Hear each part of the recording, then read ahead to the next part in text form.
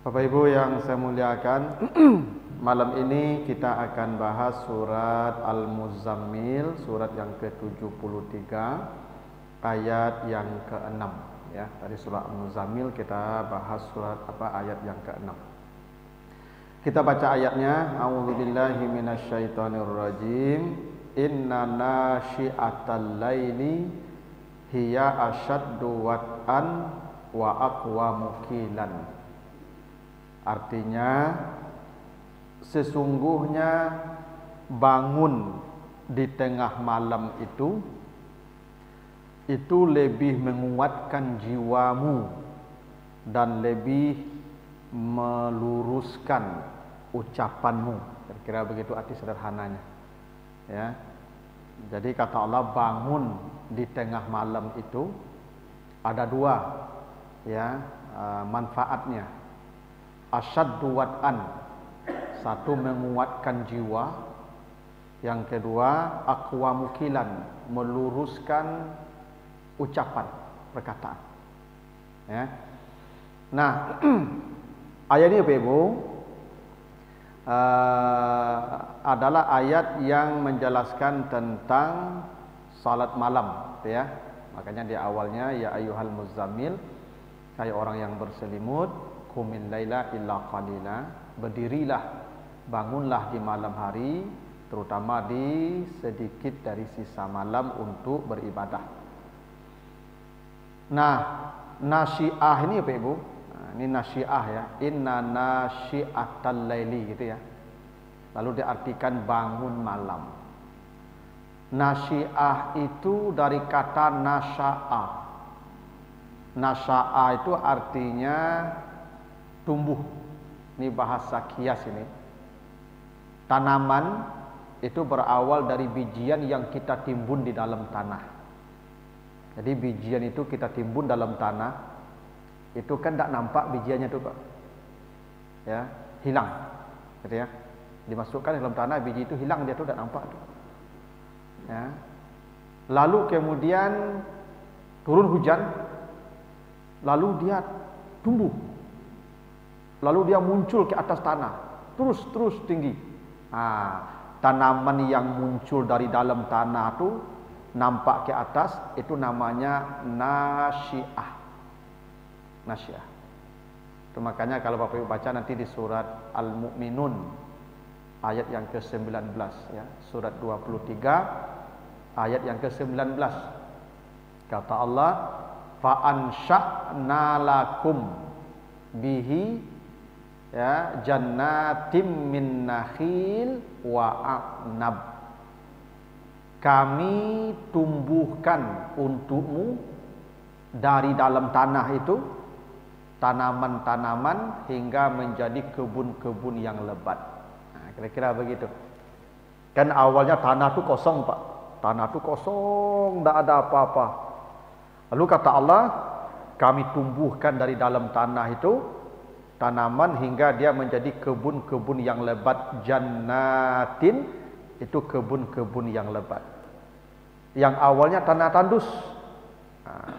Itu kata ansya'a di situ ada. Fa ansya'na lakum. Nanti di hari kiamat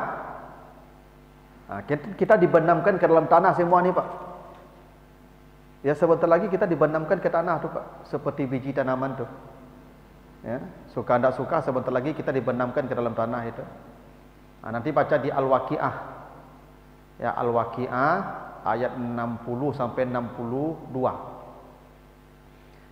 Nahnu qaddarna bainakumul mauta wa ma nahnu bimasbukin. Kami telah menetapkan kematianmu, kata Allah. Jadi kamu akan dimatikan dan kematian itu sudah ditetapkan Allah. Waktunya sudah ditetapkan Allah, tempatnya sudah ditetapkan Allah, dan sebabnya sudah ditetapkan Allah. Nah, kalau kamu mati, maka kamu akan dibenamkan ke dalam tanah. Tapi kata Allah, ala an nubaddila amsalakum wa nunsyi'akum fima la ta'lamun. Nanti setelah kiamat kamu akan ditumbuhkan lagi. Nah, itu makanya nanti ceritanya setelah kiamat itu ditiup sangkakala yang kedua, lalu turun hujan kata Nabi seperti sperma, lalu menyelimuti permukaan semesta. Dari hujan yang seperti sperma itulah manusia tumbuh kembali seperti cendawan di musim hujan. Manusia akan mencari bagian tubuhnya kembali yang berserak-serak, dan dia akan dibangun kembali, dan dia akan tumbuh persis seperti tanaman kembali dari dalam tanah. Makanya kata Allah, fanun syi'akum fima la ta'lamun. Nanti kamu akan kami tumbuhkan, ya, dalam rupa yang kamu tidak tahu. Nah, itu secara harfiah kata ansya'a, ya. Makanya di ayat yang ke-21-nya, walaqad alimtumun nash'atal ula falaula tazakkarun. Dan kamu tahu bagaimana Allah menumbuhkan kamu pertama kali. Nah, jadi kata nasya'a itu artinya tertimbun lalu kemudian muncul. Itu namanya nasya'a. Seperti tanaman tadi, biji yang tertimbun dalam tanah, dia muncul sebagai sebuah tanaman. Nah, di malam hari kita seperti biji tanaman itu. Kita menutup badan dengan selimut, sehingga kita hilang, Pak, seperti tidak terlihat. Itu makanya malam kurang lebih mati saya dulu, Pak. Orang lah masuk lubang sadonya tu, lubang selimut lah makasih. Jadi malam hari itu maka antuk sedunia kalau Pak, orang lebih masuk selimut sadonya. Seperti dikubur ke dalam tanah. Gitu ya. Tapi ada orang-orang tertentu yang seperti biji tanaman tadi. Orang tidur sampai pagi, dia tumbuh di malam hari itu. Dia buang selimutnya, dia tembus selimutnya itu. Itu makanya ya ayyuhal muzammil, hai orang yang berselimut, tembus selimutmu. Kira-kira gitu bahasanya, Pak. Ya. Ibarat tanaman tadi, ketika diselimuti dengan tanah, maka dia tembus tanah itu yang menyelimuti dirinya. Nah, jadi ada orang-orang tertentu ketika orang-orang terkubur di malam hari, ya, ketika orang tertimbun dalam selimut yang tebal, maka selimutnya bukan selapis. Makanya selimutnya muzammil. Ada dua huruf yang double, zai mim, muzammil. Aslinya itu mutazammil, aslinya. Jadi yang berselimut itu bahasa Arabnya mutazammil. Tapi oleh Allah diganti ta dengan zai. Ibdal namanya, tapi ibdal yang tidak lazim, yang tidak biasa. Karena itu huruf yang tidak ada alasan untuk mengganti. Kalau ada huruf yang berdekatan suaranya tapi sulit diucapkan, boleh diganti. Seperti sin dan shad. Istafa, itu asalnya sin itu, istafa. Lalu diganti dengan shad supaya ta dan shad itu dekat menjadi istafa. Maka mustafa. Mustafa itu asalnya mustafa. Tapi sin dan shad itu agak berat diucapkan berdekatan, sin dan ta. Karena sin dan ta itu ya berdekatan agak susah di bibir orang Arab. Maka sin diganti shad supaya shad dan ta dekat, musta. Begitu tuh, namanya ibdal. Itu boleh. Dalam bahasa Arab banyak begitu. Tapi mengganti ta dengan zai yang tidak ada ya alasan, itu tidak dibenarkan secara gramatikal itu. Karena mutazammil tidak ada masalah. Bisa diucapkan ya ayyuhal mutazammil, tapi tidak diganti dengan zai menjadi muzammil. Untuk menunjukkan orang menjelang pagi di tengah malam itu makin menambah lapis selimut. Seperti berlapis-lapisnya huruf zai dan mim. Kira-kira begitu. Jadi di malam hari itu orang menambah selimut, memperbanyak selimut. Namun ada orang-orang yang tumbuh dari selimutnya. Jadi dia duduk, selimutnya terangkat seperti biji tanaman yang tumbuh mengangkat selimutnya tanah yang menimbun dia. Kira-kira begitu Pak bahasanya ya. Nah, itu yang dimaksud nasyiatal lail. Itu kenapa diartikan bangun di tengah malam. Nah, Bapak Ibu, bangun di tengah malam ini kata Nabi, kata Allah, akan mengokohkan jiwa. Itu makanya Bapak Ibu kalau stres, kalau galau, kacau, obatnya salat malam. Ketika orang laluk tu tagak awak. Karena kata Allah begitu, kalau kamu bangun di malam hari seperti tanaman yang tumbuh tadi, maka akan menguatkan jiwamu. Jadi kalau jiwa goncang, perbanyak salat malam. Insya Allah tenang, percayalah. Misalnya ibu sedang goncang, dapat kabar, apa menikah cik lain, tak kicuh lah, gadang saya anaknya di situ.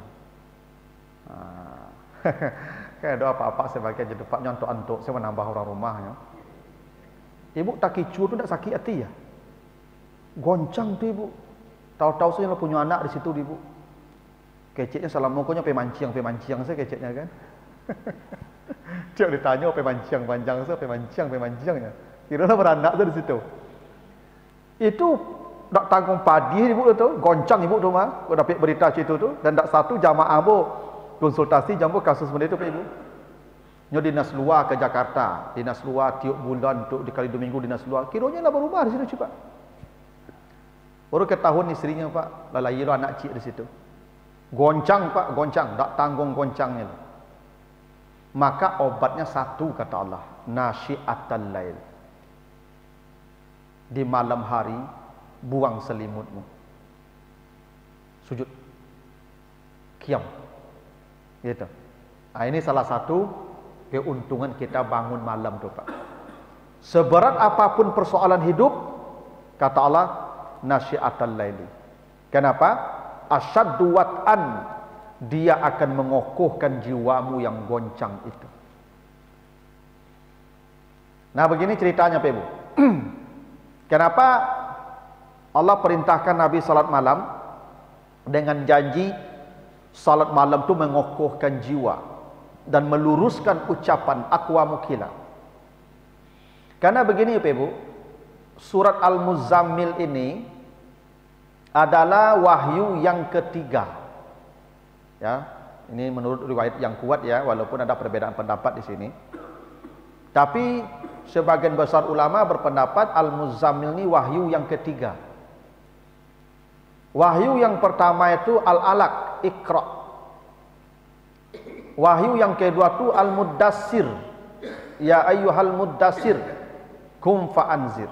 Hai orang yang berselimut, bangunlah dan berilah peringatan manusia, berdakwahlah, sampaikan kepada manusia ya pesan-pesan Tuhanmu.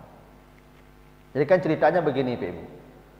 Nabi Muhammad itu ketika bertahanus di Gua Hira, itu kan beliau Bapak Ibu yang pernah ke Gua Hira, dulu nak ada listrik itu Pak Ibu, atau mungkin ada listrik atau tidak. Bayangkan 1500 tahun itu lubang batu itu Pak. Jadi Nabi bermenung-menung dalam gua itu siang malam itu Pak, memikirkan bagaimana lelaku manusia kok seperti ini.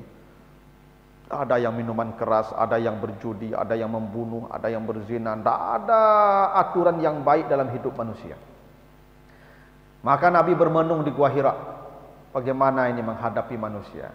Maka di malam ya Ramadan itu ya, yang sebagian mengatakan 17 Ramadan, itu turunlah Jibril di tengah malam dalam gelap itu, Iqra. Kok dalam kalam Bapak Ibu ya? Dalam gelap gulita, dalam lubang kok datang suara Iqra. Kaget Nabi. Ma ana biqari, aku mau baca apa? Aku pun tak bisa baca. Oh, Nabi dipagui-pagui, dikuncang-kuncang, Iqra. Itu tak bayang Pak Ibu ya, jualah takut Nabi itu. Coba ibu-ibu, ibu sedang di kamar mandi, tiba-tiba mati lampu. Itu dipagi-pagi orang ibu dalam kamar mandi itu. Apa perasaan ibu? Mungkin pagi-pagi ibu keluar mungkin dah. Begitu pula Nabi itu di Gua Hira itu, Iqra itu dikapik-kapik Nabi. Setelah selesai sampai yang kelimanya, ya allazi ya allamal insana ma lam ya'lam ya.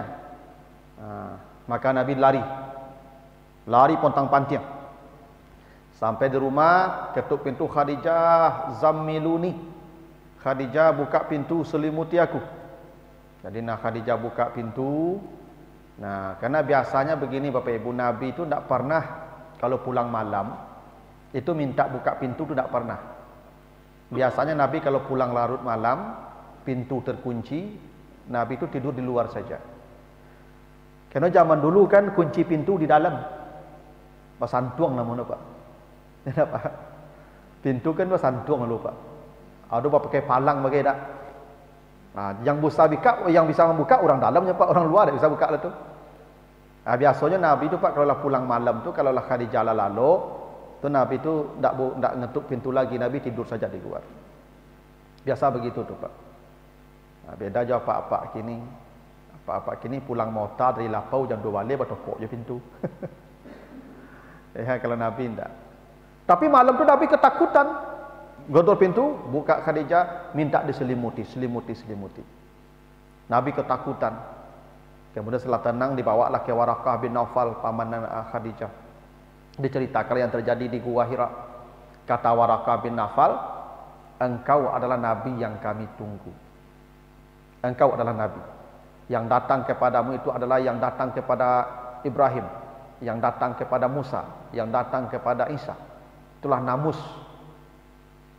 Tapi setelah ini kata Warakah, engkau akan dicaci maki, engkau akan dihina, engkau akan disakiti, bahkan engkau akan diusir oleh kaummu sendiri, seperti pernah yang dialami Nabi Ibrahim, Nabi Musa, Nabi Isa, dan nabi-nabi yang lain. Itu sudah diingatkan Warakah itu, bahwa setelah ini engkau akan menghadapi hidup yang sangat berat. Karena hidup para nabi itu tidak ada yang nyaman. Hidupmu setelah ini akan berat. Maka kemudian sampai di rumah, Nabi masih ketakutan dengan Jibril, minta diselimuti lagi. Selimut. Maka turunlah Jibril mengingatkan Nabi, ya ayyuhal muddassir, hai orang yang berselimut. Jadi kalau al-muzammil tadi berselimut di malam hari. Kalau al-muddassir berselimut di siang hari. Karena Nabi itu ketakutan. Zaman sesu apa ibu, kalau awak ketek-ketek lu takut ke berselimut ya. Pasal kampung bu bakal lumun nama tu Pak. Apa tahu bakal lumun dah. Kalau di kampung ambo Pak, kalau lah ketakutan Pak, misalnya datang angin kancang berpatui, itu masuk ke selimut itu Pak. Bakal lumun nama tu. Jadi orang kalau takutnya selimut itu Pak. Jadi mudassir itu selimut karena takut. Kalau muzamil selimut karena dingin. Itu Pak. Jadi orang yang dingin berselimut muzamil namanya. Orang yang ketakutan berselimut mudassir namanya. Maka ketika Nabi ketakutan itu, ya berselimut setiap hari, Nabi siang-siang berselimut. Karena takut Jibril akan datang lagi, karena tidak tahu ni siapa yang datang. Karena Nabi tidak tahu tuh ini siapa makhluknya nih. Karena pertama kali baru lihat Nabi, lihat Jibril. Kan Nabi itu lihat Jibril 2 kali saja. Di Gua Hira yang pertama, Isra Mi'raj yang kedua. Ya. Walaqad ra'ahu nazlatan ukhra inda sidratil muntaha. Di surah An-Najm ya. Nabi Muhammad melihat Jibril dalam rupa yang asli, yang kedua kalinya di Sidratul Muntaha. Yang pertama kali di Gua Hira. Makanya yang kedua Nabi tidak kaget lagi karena sudah melihat yang pertama di Gua Hira. Yang Nabi takut ketika lihat pertama kali itu di Gua Hira. Nabi ketakutan. Maka Nabi minta diselimuti.